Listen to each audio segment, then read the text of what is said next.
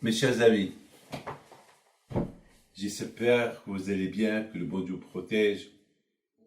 Monsieur Sofer, je vous ai beaucoup longué, ça fait longtemps que je ne vous ai pas vu. Qu'Hachem vous donne la santé à vous et à tous vos amis. Étant donné que nous sommes à la veille de Purim, notre histoire de Purim est extraordinaire. Alors je voudrais vous dire quelque chose qu'il faut comprendre. Vous savez, dans les affaires, vous connaissez votre métier. Chacun connaît son métier. Et beaucoup de fois, vous découvrez qu'on peut améliorer encore un peu plus le métier. Lorsqu'on parle par exemple des finances, c'est plus les finances d'avant. Ça s'améliore de plus en plus, ça devient compliqué de plus en plus. De l'immobilier, c'est pareil. En tous les cas, même la médecine, elle s'améliore ou elle dégringole. Par exemple, pour le corona, on n'a pas trouvé encore de solution. Même qu'on a trouvé le vaccin, alors si on nous dit que chaque 6 mois il faut se vacciner, ou chaque 6-7 mois, alors ça veut dire qu'il n'y a pas de remède. Et c'est bizarre, hein? On n'a jamais entendu qu'une épidémie, il y avait à l'époque, je me rappelle au Maroc, il y avait l'épidémie du typhus, il y avait pas mal d'épidémies, mais avec les vaccins, ça s'arrange. C'est là la couronne. Corona, c'est la couronne, c'est la reine des épidémies. Alors, la reine des épidémies, c'est les esclaves des épidémies ont trouvé les remèdes, mais la reine, on ne sait pas. Mais peut-être, si Dieu veut, on va trouver. Be'ezrat Hashem. Il faut faire confiance. Vous savez, la Torah est dit, les rapos et rapés.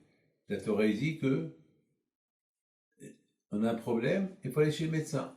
Mais j'ai toujours compris que c'est le bon Dieu le médecin. Oui, c'est vrai.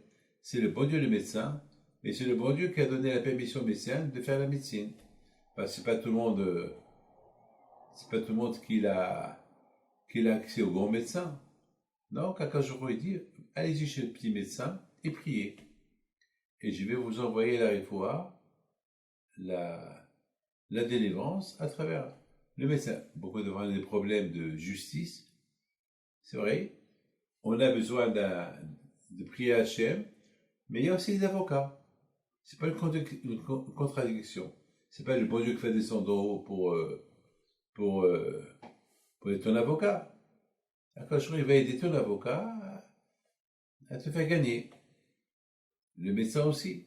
Je vais envoyer au médecin à bien faire son travail, il va le faire. Alors, dans tout ce qu'il y a dans la vie, on réfléchit, on comprend. On utilise le cerveau et on comprend.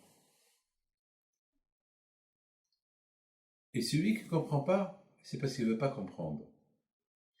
Vous prenez une voiture, il vous relaie 180 heures. Il y a en face de vous, vous voyez un ravin. Vous faites quoi? Si vous êtes intelligent, vous allez ralentir et après vous allez éviter, vous allez prendre le volant et vous allez éviter le ravin. Parce que il faut réfléchir. Mais si c'est un cheval qui conduit, c'est le cheval, toujours sa tête, elle est par terre.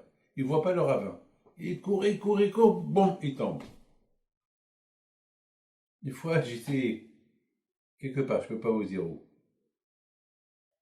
Et j'ai vu un qui a loué, il y avait là-bas des chevaux à louer, et j'ai vu un qui a loué un cheval, Zamak, soi-disant, c'était un bon chevalier, il fallait qu'il lui fasse le rang de chevalier d'honneur, et voilà, il se croyait comme les quatre, un d'Artagnan, il croyait qu'il était super cavalier. Alors Zamak, il a voulu se montrer devant tout le monde, c'était pendant les vacances. Et je le voyais qui roulait vite, mais je voyais un danger. Je voyais à un moment donné, il y a là-bas des arbres. Il courait, et à la fin, le cheval, bam, il a foncé sur l'arbre. Il est mort le cheval. Il est mort le cheval. Et lui, il était gravement blessé, le monsieur. J'ai dit, mais une fois que j'étais le voir, je dis, mais t'es fou, mais je comprends pas. Il m'a dit, ben, j'ai cru que le cheval, il pouvait. J'ai dit, mais le cheval, il te suit. Tu lui dis, rat, oh, il s'arrête. Rat, comme je me rappelle au Maroc, c'est comme ça que j'ai vu comment ça s'appelle, au Maroc, beaucoup des petits commerces, ça se faisait sur les chevaux, sur les ânes. Et, et celui qui les faisait conduire, il dit, rat, et la main, ça veut dire, rat, allez, va. Oh, il dit que le cheval, il entend, oh, ça, il s'arrête. Et toi, tu le frappes, et voilà. Au Hachem, nous, on a la Horma. C'est ça ce que David Amelech, il dit. David Amelech, il dit, il ne faut pas être comme un cheval, qui n'a pas de but. Il faut être, toi, un être humain. Le cerveau, il réfléchit. Vous êtes dans les finances. Vous n'avez pas fait des bêtises. Vous n'avez pas acheté quelque chose qui n'existe plus, ou quelque chose qui est tombé, ou quelque chose qui n'est pas dans l'actualité. Non. Vous allez voir, vous suivez.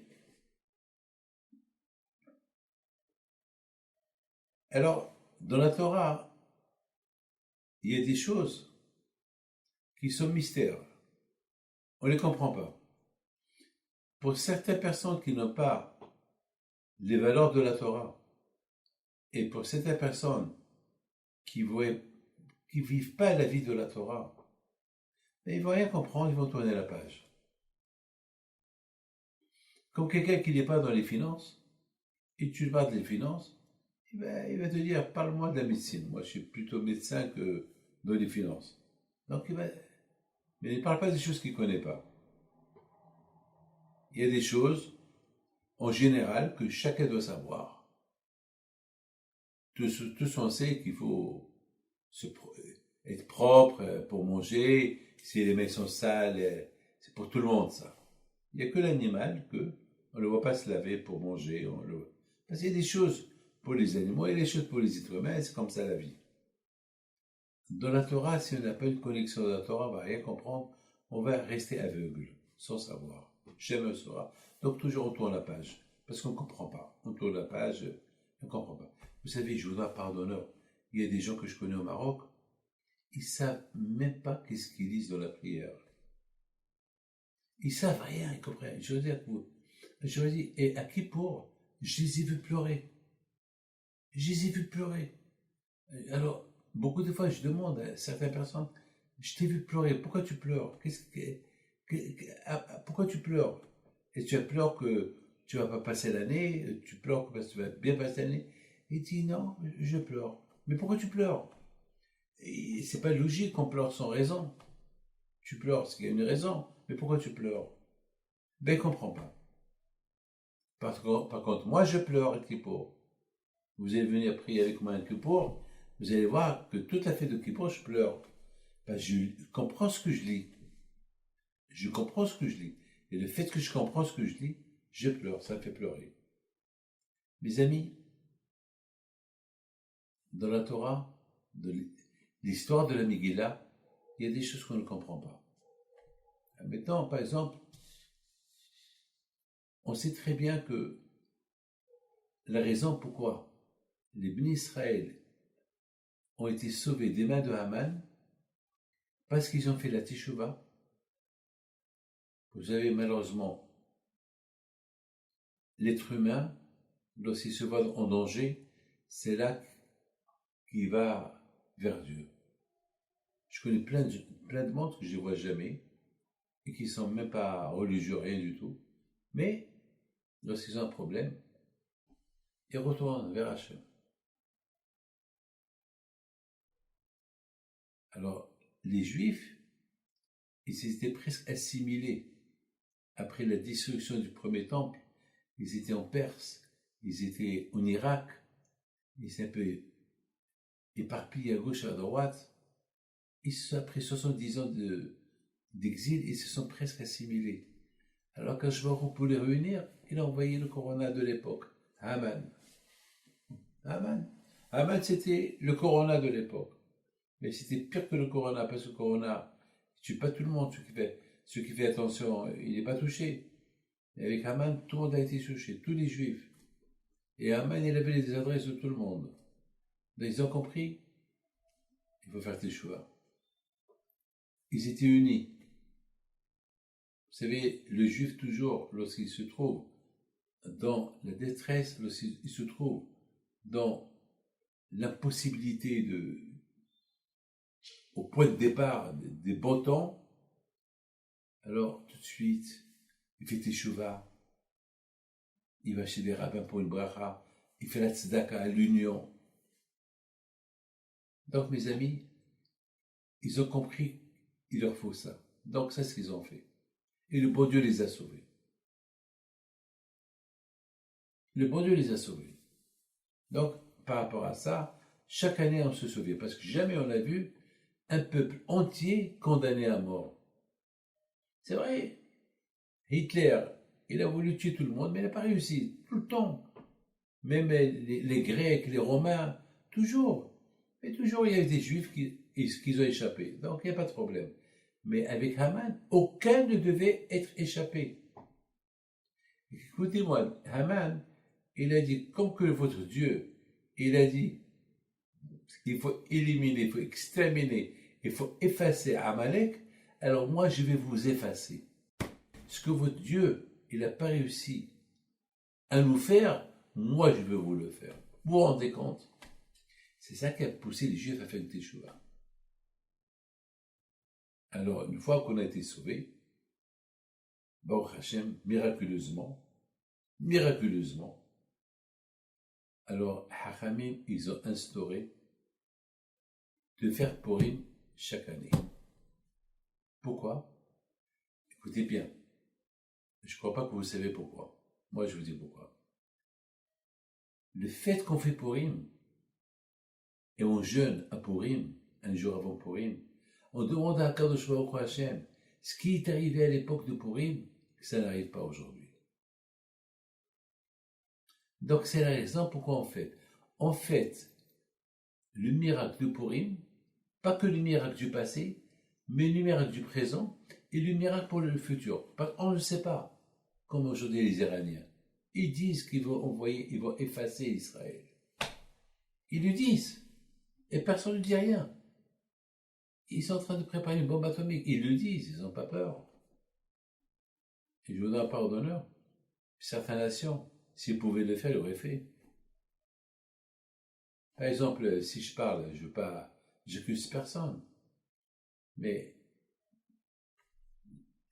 dans le monde, vous savez qu'une fois j'ai entendu que en Russie, il y avait quelqu'un, un des présidents, je ne peux pas dire son nom, qui s'est saoulé. Il s'est saoulé. Et il avait la valise où il y avait là-bas pour appuyer. Et bien sûr, il faut qu'il y ait deux personnes qui ont le même code. Il s'est saoulé. Il a commencé à jouer avec. Et il y a eu une alerte. Et tout de suite, en une fraction de seconde, ils ont réparé ça. Ça veut dire qu'ils peuvent avoir une guerre mondiale sans que personne ne le sait. Dans la vie, il y a toujours des fous. Vous savez, les Hachamim me disent que lorsque Mashiach va venir, même les goïms, les non-juifs, les nations, ils vont donner des éloges au bon Dieu. Alors, Hachamim pose une question. Je comprends les juifs qui vont donner des éloges au bon Dieu parce qu'ils ont été protégés pendant les 2000 ans de l'exil. Mais pourquoi les nations, ils vont donner des éloges? Vous imaginez United Nations à l'ONU. Vous allez voir à l'ONU, tout le monde, tout à l'ONU va dire merci Hachem. Imagine, moi j'adore imaginer, je rigole tout seul. Imaginez-vous à l'ONU, tous les représentants des pays vont dire Hachem, merci, merci Hachem, que on n'a pas touché les Juifs. On ne les a pas exterminés. J'ai rien compris. Eh bien, lorsque Mashiach il va venir, nous les Juifs, on va découvrir des secrets. Combien des fois il y a eu des nations qui ont voulu exterminer les Juifs de leur ville. Et à la délimite, ils ne l'ont pas fait. Donc lorsqu'ils vont voir Mashiach venir, ils vont remercier Akadosh Baruch Hu qu'ils n'ont pas réalisé ce qu'ils devaient faire. Vous savez, une fois, il y avait un monsieur qui venait chez moi et j'ai pas voulu. Je devais lui donner une somme d'argent, mais à la fin, je lui ai donné le quart. Moi-même, j'ai pas compris pourquoi j'ai fait ça. Alors, le monsieur qui avait l'habitude de recevoir chez moi chaque année une belle somme, là, il voit, alors, il regarde, il me regarde, et je lui dis, cette fois-ci, c'est tout ce que j'ai pour toi. Et je lui ai ajouté une phrase. Tu sauras pourquoi, et tu sais pourquoi. Alors, il est devenu pâle, rouge. Il m'a pas répondu, il est parti. Un quart d'heure plus tard, il y a un monsieur qui m'a appelé. Rabbi David, j'ai vu le monsieur qui est passé chez vous. Vous lui avez donné quelque chose? Je dis, chaque année, il vient. Il dit, Rabbi David, est-ce que vous lui avez donné quelque chose? Je lui dis, je ne lui ai pas donné ce que j'ai l'habitude de donner. Il m'a dit, vous avez bien fait. Je lui dis, pourquoi? Il m'a dit, parce qu'il trompe sa femme. Il a une maîtresse. Je dis, c'est pas possible. Mais c'est pas possible. Ne me dis pas ça. Rabbi David, je vous dis, il trompe sa femme avec la femme de mon frère, de son frère. J'ai devenu fou. J'allais même courir derrière lui pour lui reprendre ce que je lui ai donné. Et il y a des choses qu'on n'en sait pas. Il y a des choses que seul le bon Dieu sait. Vous savez, mes amis, que le Shabbat, on dit Nishmat Kol Hay. On dit merci à Kadosh Baruch Hu pour tous les milliards de miracles qu'il fait avec nous chaque jour. Est-ce que nous on voit des milliards de miracles qu'il fait avec nous toute la semaine? On ne voit pas. On ne voit pas. Mais un seul miracle, on le voit tout le temps. Lorsqu'on dort et on se réveille, et on est en bonne santé. Et aussi, lorsque on respire. Combien de fois cette année j'ai vu dans les informations, tel et tel, il a un arrêt cardiaque, il est mort. Un arrêt. Un AVC. Et il n'avait rien du tout. Bon, c'est des miracles. Chaque seconde, Al-Kol Nishima Vinishima, Nishmat Kol Hay. Chaque seconde qu'on respire, c'est un merci qu'on remercie à Kadosh Baruch Hu. Alors, il y a des choses dans la Torah qu'on ne comprend pas, il faut essayer de comprendre. Mais pour les comprendre, il faut être dans la Torah. Par exemple, la Gemara dit que on n'a pas le droit d'ajouter une mitzvah à part les mitzvot qui sont écrites dans la Torah. Parce que les Hachamim ne peuvent pas venir et dire on va ajouter encore. Parce qu'aujourd'hui, on n'a pas le droit d'ajouter une mitzvah. On n'a pas le droit. C'est-à-dire que toutes les mitzvot que Hachamim ils nous donnent, parce qu'ils les ont, ils ont pris d'une mitzvah que la Torah n'est pas. Vous savez, il y a ce qu'on appelle l'arbre et les branches.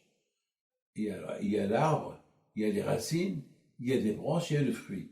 Alors chaque mitzvah, elle a ses racines, elle a ses branches, elle a ses feuilles. L'arbre, c'est la mitzvah, et les mitzvot qu'on apprend. Donc c'est la même mitzvah, mais elle a des branches et des racines. Mais pas ajouter sur les 613 mitzvot, dire 614, non, on n'a pas le droit. Alors, il y a 613.